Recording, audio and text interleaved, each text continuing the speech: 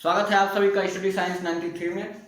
और कल मैंने बताया था क्लासिफिकेशन ऑफ क्रिस्टलाइन सॉलिड, और आज उसके आगे का जो टॉपिक है क्रिस्टल जालक, हिंदी में बोलते हैं, इंग्लिश में क्रिस्टल लैटिस या फिर unit cell. Crystal lattice and unit cell. एकक कोष्ठिका बोलते हैं, एकक कोष्ठिका इसको बोलते हैं हिंदी में, और ये क्रिस्टल जालक इसको बोलते हैं। इसके बारे में पढ़ना है, इसके बारे में जानना है तो हमको दो तीन टर्म जानना पड़ेगा। एक लैटिस पॉइंट, लैटिस पॉइंट को जान ले क्या होता है, मोटिफ को जान ले क्या होता है, या फिर बेसिस भी बोलते हैं, बेसिस, और बाकी जो पूरा क्रिस्टल होता है क्रिस्टल लैटिस। अगर ये जो टर्म है इसको जान गए हम लोग तो यूनिट सेल के भी बारे में जान जाएंगे क्या होता है। तो इसको समझने के लिए सबसे पहले एनसीईआरटी की जो बुक है उसमें जो एग्जाम्पल दिया हुआ है उसी को लेकर के मैं अभी समझाता हूँ। कि मान लीजिए फर्श है और फर्श पे टाइल्स लगा हुआ है। टाइल्स जो लगा रहता है अधिकतर जो होता है वो स्क्वायर में ही होता है टाइल्स। तो मान लीजिए वर्गाकार टाइल्स है, कई टाइल्स छोटे छोटे टाइल्स मिल करके एक फर्श पे वो क्या बोलते हैं फर्श को कवर कर लेते हैं। अब प्रत्येक टाइल्स के बीच में हम पॉइंट्स लगा देते हैं। जैसे मान लीजिए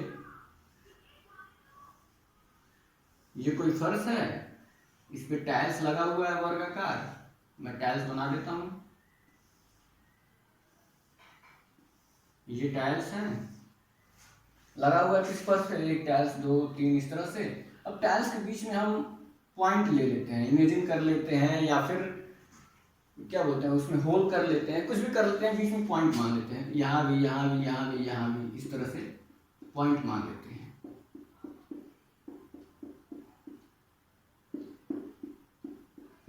पॉइंट मान लिए, अब इस टाइल्स को हटा देते हैं। टाइल्स हटा देंगे तो बचेगा क्या, केवल पॉइंट ही बचेगा, पॉइंट ही बचेगा ना।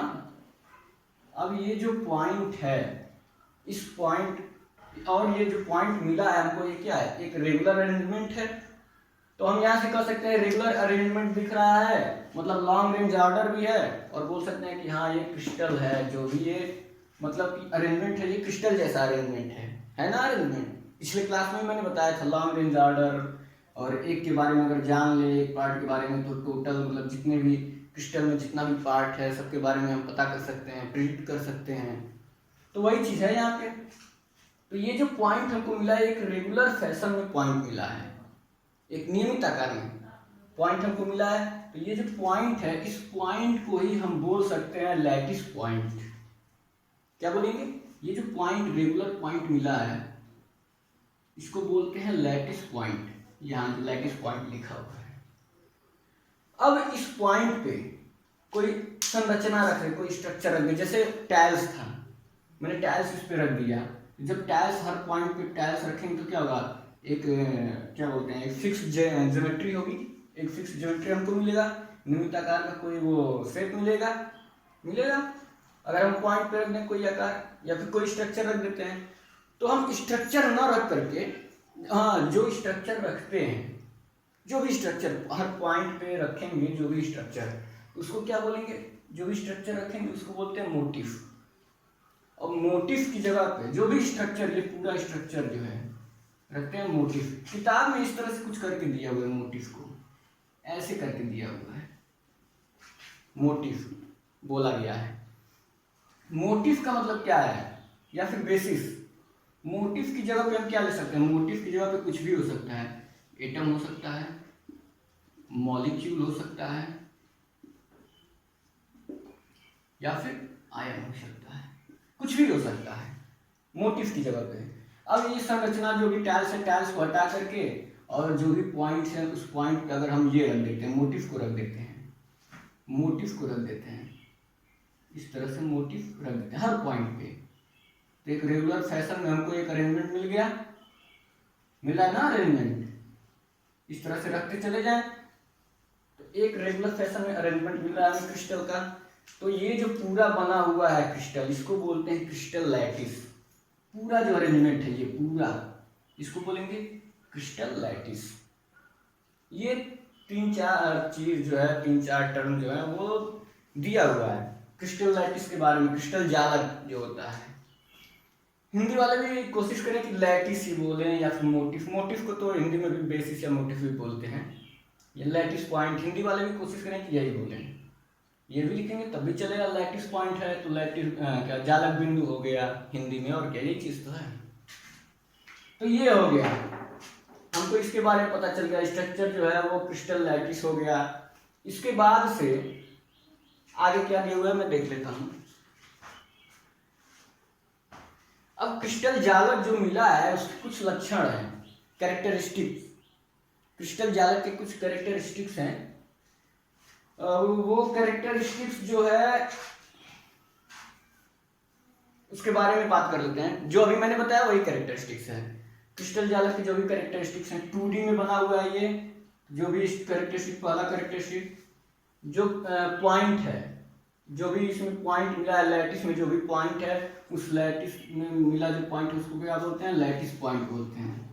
किसी भी जालक में जो बिंदु होता है, ये बिंदु, उसको जालक बिंदु कहते हैं।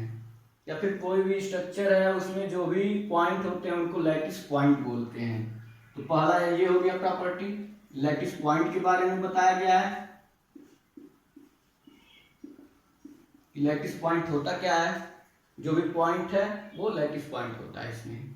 उसके बाद दूसरी प्रॉपर्टी दी हुई है आप लोगों की, हाँ यही चीज है, जो भी पॉइंट है इस पे अवयवी कण लगे रहते हैं। हर पॉइंट पे इसके अवयवी कण, जो भी क्रिस्टल रहते हैं उसके अवयवी कण होते हैं प्रत्येक पॉइंट पे। और तीसरा जो है, जालक को सीधी रेखा से जोड़ते हैं।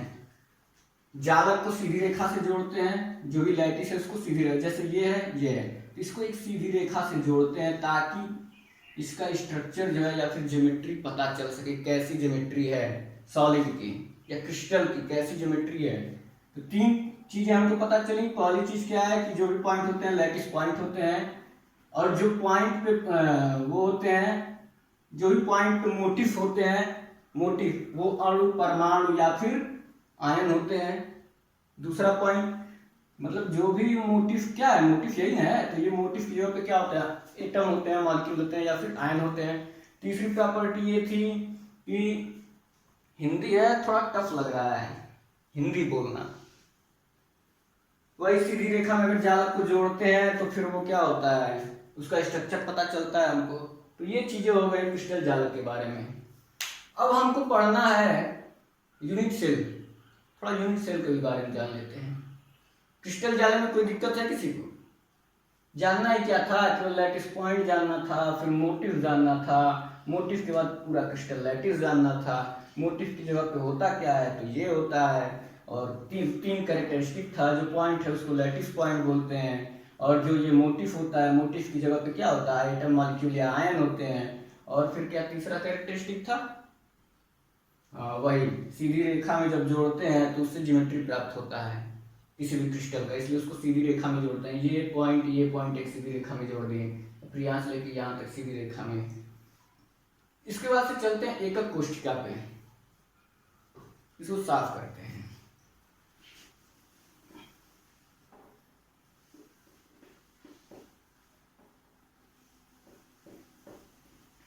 एकक कोष्ठिका, चैनल को सब्सक्राइब कर लीजिएगा, नोटिफिकेशन को ऑन कर लीजिएगा। कुछ लोग किए नहीं होंगे, अगर ऑन कर लेंगे तो जब भी लेक्चर वो अपलोड होगा यूट्यूब पे आप लोगों के पास तुरंत मैसेज आ जाएगा। और पिछला जो क्लास है वो थोड़ा लंबा चला गया था, लेकिन था बहुत इंटरेस्टिंग, मुझे तो पता ही नहीं चला टाइम का। पिछला क्लास 40 मिनट या 41 मिनट का है, लेकिन वो है इंटरेस्टिंग, इसलिए आप लोग देखिएगा पूरा। ये नहीं कि थोड़ा सा देखे फिर बंद कर दिए, बैठने देखना तो अच्छी तरह से देखना। अब आगे चलते हैं एकक कोष्ठिका के बारे में। तो कोई भी ले लेते हैं, अगर हम क्रिस्टल लैटिस, कोई भी क्रिस्टल, अभी यहाँ पे क्रिस्टल लैटिस ले लेते हैं, उसका एक छोटा सा भाग ले लें। कोई भी क्रिस्टल लैटिस है, बना देते हैं एक बार फिर। मान लीजिए ये कोई लैटिस है, ठीक, वही टाइल्स वाला ही मैं बना देता हूँ। इसका कोई एक छोटा सा भाग ले लें, ऐसा भाग लें जो इस पूरे सॉलिड को इसी भाग से बना सके। जैसे ये छोटा सा लें, फिर इसको यहाँ पर रख दें, फिर इसको यहाँ रखें, फिर इसी को यहाँ रखें, फिर यहाँ रखें, यहाँ रखें, इस तरह से रखते रखते मतलब इसकी पुनरावृत्ति रिपीटेशन करते करते अगर पूरा क्रिस्टल बन जाए तो वो जो छोटा पार्ट है जिससे रिपीटेशन करते हुए पूरा क्रिस्टल बन जाता है उसको बोलते हैं यूनिट सेल। यूनिट सेल बोलते हैं ऐसा क्रिस्टल जिसका रिपीटेशन करते करते पूरा वो पार्ट बन जाए, वो है यूनिट सेल। अब यूनिट सेल होना कैसा चाहिए? तो यूनिट सेल क्या होता है कि 3 डायमेंशनल कोई वो 3 डायमेंशनल क्रिस्टल है, उसका कोई छोटा सा भाग ले लेते हैं जिससे उसके पूरे स्ट्रक्चर के बारे में हमको पता चल जाए, तो वही होता है यूनिट सेल। होना कैसा चाहिए? ऐसा यूनिट सेल होना चाहिए जिससे हम अगर रिपीटेशन करते रहें तो वो पूरा क्रिस्टल बन जाए और उनके मतलब रिपीटेशन करते समय उनके बीच गैप ना बने। मतलब ऐसा ना हो कि ये एक बनाए फिर यहाँ पे एक हो जाए, बीच में गैप हो जाए, फिर यहाँ एक हो जाए, बीच में गैपिंग नहीं होनी चाहिए। जब इन दोनों का पुनरावर्तन मतलब रिपीटेशन जब करें तो गैपिंग नहीं होना चाहिए उनके बीच में। जो पार्ट लिए छोटा सा, फिर यहाँ पे उसको एकदम सटा करके रख दें ताकि बीच में कोई गैपिंग ना हो, ऐसा होना चाहिए यूनिट सेल। अब इसकी कैरेक्टराइजेशन क्या होती है? यूनिट सेल का कैरेक्टरिस्टिक्स ये कैरेक्टराइज किए जाते हैं 2 चीज़ों से। पहला क्या है, इसमें भुजाएं जो होती हैं, अगर 3D है तो 3 भुजाएं होती हैं ABC। There are 3 sides called ABC and 3 angles alpha, beta, gamma. Angles कहाँ पे होंगे मैं दिखा देता हूँ आप लोगों को सीधे बुक में ही। ये देखिए दिख रहा होगा आपको। अब यूनिट सेल जैसे ये क्यूब है, पूरा क्यूब है, इसमें से एक छोटा सा भाग, ये जो कलर्ड है ये छोटा सा भाग लिया गया है, ये पूरे क्यूब से एक छोटा सा भाग लिया गया है ये। अब इसको कैरेक्टराइज कैसे करेंगे? उसकी 3 विमाएं, मतलब किसी भी क्यूब में या फिर कोई भी क्रिस्टल जालक है उसके 3 विमा होनी चाहिए, 3 भुजाएं होनी चाहिए ABC और 3 एंगल होने चाहिए उनके बीच में। जो एंगल है अल्फा, बीटा, गामा, ये 3 एंगल होने चाहिए। तो इस तरह से क्रिस्टल लैटिस लिया जाता है और ये कैरेक्टराइज किए जाते हैं इसी 6 टर्म से। इन्हीं 6 टर्म से कैरेक्टराइज किया जाता है यूनिट सेल को। किन से? किससे? ABC और अल्फा, बीटा, गामा से। अब इसके बाद से यूनिट सेल के बारे में दिया हुआ है अगला हेडिंग, आद्य एवं केंद्रित एकक कोशिका। हिंदी बड़ी कठिन है। आद्य एवं केंद्रित यूनिट सेल। आद्य को बोलते हैं प्रिमिटिव या फिर सिंपल यूनिट सेल या फिर प्रिमिटिव। चलिए अगले टॉपिक पे चलते हैं, आद्य एवं केंद्रित एकक कोशिका।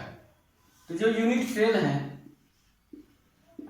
यूनिट सेल इनको 2 भागों में बांटा गया,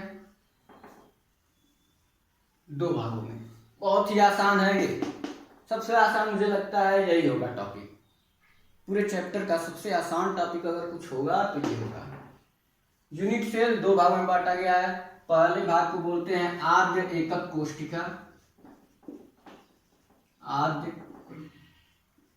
पिछले वीडियो में मैंने देखा मेरा जो राइटिंग है वो थोड़ा खराब है, वो तो शुरू से खराब है, लेकिन इस बार मैं ठीक से लिखने की कोशिश कर रहा हूँ।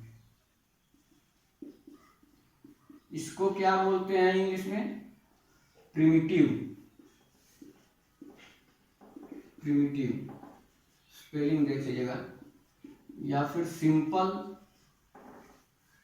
यूनिट सेल भी इसको बोलते हैं, जो पहला भाग है। दूसरे को क्या बोलते हैं?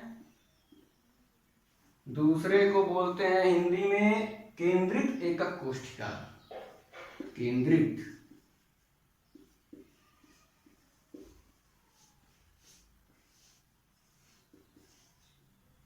कोशिका। इंग्लिश में तो सबको केंद्रित मतलब सेंटर्ड, ये तो आसान है। सेंटर्ड यूनिट सेल इसको बोलते हैं। अब केंद्रित एकक कोशिका में भी, चलिए पहले इसको जान लेते हैं फिर बताते हैं। प्रिमिटिव क्या होता है किसी भी एकक कोशिका में? प्रिमिटिव, प्रिमिटिव का मतलब यह है कि कोई भी यूनिट सेल लिए हैं उसके किनारों पे मतलब कॉर्नर पे जितने भी पार्टिकल्स होते हैं उसी को बोलते हैं प्रिमिटिव। डिफिनेशन अगर कहना हो साइंस में कैसे देंगे इसका, तो जब अवयवी कण एकक कोशिका के कोनों पे पाया जाता है, जैसे यूनिट सेल है, क्यों बनाना पड़ेगा मुझे लगता है, मान लीजिए क्यूब है, यूनिट सेल है, यही है यूनिट सेल, ठीक। अगर कोई पार्टिकल्स जो है किसी भी क्यूब के या फिर किसी यूनिट सेल के कोनों पे अगर पाए जाते हैं, ये कोना है, तो जो कोनों पे अगर कॉर्नर्स पे अगर पाए जाते हैं तो इसको बोलते हैं प्रिमिटिव या फिर सिंपल यूनिट सेल, ठीक। चलिए अब इस पे चलते हैं, ये दिक्कत नहीं होगी इसमें। अगर कॉन्स्टिट्यूएंट पार्टिकल अवयवी कण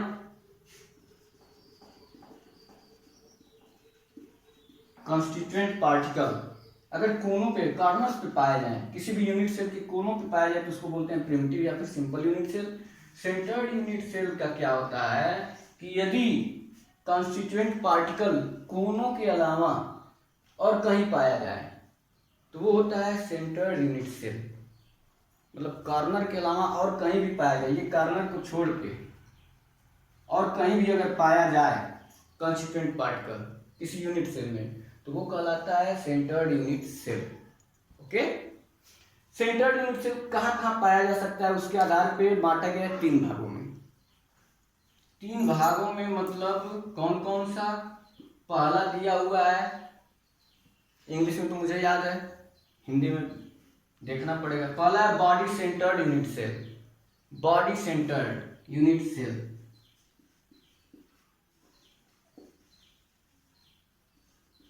यूनिट सेल मतलब कि अंतः केंद्रित एकक कोशिका, अंतः केंद्रित एकक कोशिका या इसको शॉर्टकट में अक्सर लोग बीसीसी बोल देते हैं, बीसीसी इस तरह से याद रखते हैं, बॉडी सेंटर्ड यूनिट सेल। दूसरा जो होता है उसको बोलते हैं फेस सेंटर्ड यूनिट सेल। क्या होता है? Face centred unit cell. इसको क्या बोलेंगे? फलक, फलक केंद्रित, फलक केंद्रित एकक कोशिका। और जो तीसरा होता है उसको क्या बोलते हैं? बॉडी हो गया, फेस हो गया, इंड हो गया, इसको शॉर्टकट में बोलते हैं एफसीसी, एफसीसी इस तरह से, इसको इस तरह लिखते हैं लोग। अभी आगे आएगा बीसीसी एफसीसी ही बोलेंगे, बाकी सब तो छोड़ देंगे।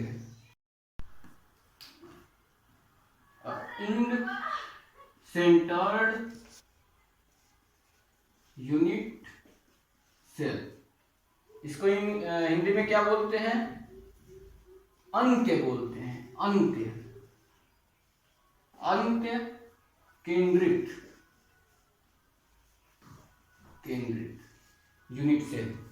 ये हो गया 3 तरह का, एक बीसीसी, एफसीसी और इसको क्या बोलेंगे? ईसीसी। 3 तरह के हो गए। कोई दिक्कत है इसमें? पहले एक बार फिर सुन लीजिए। सिंपल यूनिट सेल में क्या था कि जो भी क्रिस्टल लैटिस या फिर जो भी यूनिट सेल था, यूनिट सेल के कॉर्नर्स पे जो कॉन्स्टिट्यूएंट पार्टिकल हैं वो होते थे। सेंटर्ड यूनिट सेल में क्या होता है कि कॉर्नर्स को छोड़ के और कहीं भी एक या एक से अधिक कॉन्स्टिट्यूएंट पार्टिकल अगर हैं तो वो होते हैं सेंटर्ड यूनिट सेल। और वो 3 तरह के, एक बीसीसी, एफसीसी और ईसीसी। बीसीसी में क्या होता है? बॉडी सेंटर्ड यूनिट सेल में बॉडी नाम से ये सब सारे जो भी 3 तरह के हैं वो सारे नाम से ही डिफाइन हो जाएंगे। ध्यान से बस नाम को ध्यान से सुनिए। Body centred unit cell, body centred, body के सेंटर में मतलब कि अगर कॉन्स्टिट्यूएंट पार्टिकल अवयवी कण कॉर्नर्स के अलावा बॉडी के सेंटर में हो तो वो क्या होगा, वो कहलाएगा BCC। जैसे ये कॉर्नर्स है, कॉर्नर्स के अलावा बॉडी के सेंटर में, बॉडी का सेंटर क्या होगा, ये क्यूब है, क्यूब के एकदम बीचों बीच में, कहीं बीचों बीच में यहाँ कहीं होगा। अगर कॉन्स्टिट्यूएंट पार्टिकल यहाँ है तो उसको बोलेंगे body centred unit cell. Clear है, मतलब बॉडी के बीच में, बॉडी के सेंटर में हो। अब फेस सेंटर में क्या होता है, फेस सेंटर में वही, इसको साफ करते हैं। फेस सेंटर में क्या होता है कि जो कॉर्नर है, कॉर्नर के अलावा एक या एक से अधिक कॉन्स्टिट्यूएंट पार्टिकल अगर क्रिस्टल यूनिट सेल के फेस पे हो, एक से अधिक कॉन्स्टिट्यूएंट पार्टिकल अगर फेस मतलब क्या है, जो भी यूनिट सेल है उसके फेस पे हो। फेस कितने हैं, क्यूब में फेस कितने होते हैं देख रहा है, एक फेस ये, एक ये इधर नीचे उधर, 6 फेस होते हैं। तो अगर फेस पे है एक से अधिक कॉन्स्टिट्यूएंट पार्टिकल, कॉन्स्टिट्यूएंट मॉलिक्यूल, तो वो क्या कहलाएंगे, FCC कहलाएंगे, फेस सेंटर्ड यूनिट सेल। जैसे ये क्या है, ये फेस है तो फेस पे यहाँ एक हो जाए, ये फेस है तो इस पे हो जाए, ये वाला जो फेस है तो इस पे हो जाए, ये इधर वाला जो फेस है उस पे हो जाए। उस पे अगर कॉन्स्टिट्यूएंट पार्टिकल है तो उसको बोलेंगे फेस सेंटर्ड यूनिट सेल। ठीक, ये हो गया फेस सेंटर्ड। नाम से ही देखिए लग रहा है। इंड सेंटर्ड का मतलब अब क्या होता है, इंड सेंटर्ड में होता क्या है कि कॉन्स्टिट्यूएंट पार्टिकल अगर यूनिट सेल के, कॉन्स्टिट्यूएंट पार्टिकल अगर यूनिट सेल के अपोजिट फेस पे है, एक इधर तो इसका एंड इधर, अगर इधर है तो इसका एंड इधर, अपोजिट फेस पे अगर कॉन्स्टिट्यूएंट पार्टिकल है इसको छोड़ के, besides at the corner of the unit cell, मतलब कि ये कॉर्नर जो यूनिट सेल का है उसको छोड़ के अगर ये अपोजिट फेस पे है तो उसको बोलेंगे फेस सेंटर्ड यूनिट सेल। आ गया ये समझ में, नाम से ही। कोई दिक्कत है, BCC मतलब बॉडी के अंदर, FCC मतलब फेस पे, ECC का मतलब क्या है, अपोजिट फेस पे। या तो ये ले लें, या फिर ऊपर नीचे ले लें, या फिर इधर ले लें, अपोजिट फेस पे। तो ये हो गया पूरा यूनिट सेल के बारे में, उसके दो जो क्लासिफिकेशन है, और जो ये सेंटर्ड यूनिट सेल है इसके 3 और क्लासिफिकेशन। यहाँ तक मुझे लगता है कोई दिक्कत नहीं होगा। इसके बाद जो है, उसके बाद दिया गया है कि इन सब के आधार पे जो क्रिस्टल सिस्टम है, क्रिस्टल सिस्टम 7 भागों में बांटा गया है। ये जो है सिंपल क्या बोलते हैं, प्रिमिटिव या सिंपल यूनिट सेल, इन सब के आधार पे क्रिस्टल सिस्टम को 7 भागों में बांटा गया है, जिसको बोलते हैं 7 क्रिस्टल सिस्टम। साफ कर लेते हैं इसको। ये भी थोड़ा लंबा लग रहा है, क्लास जा रहा है लेकिन फिर भी इतना लंबा नहीं है।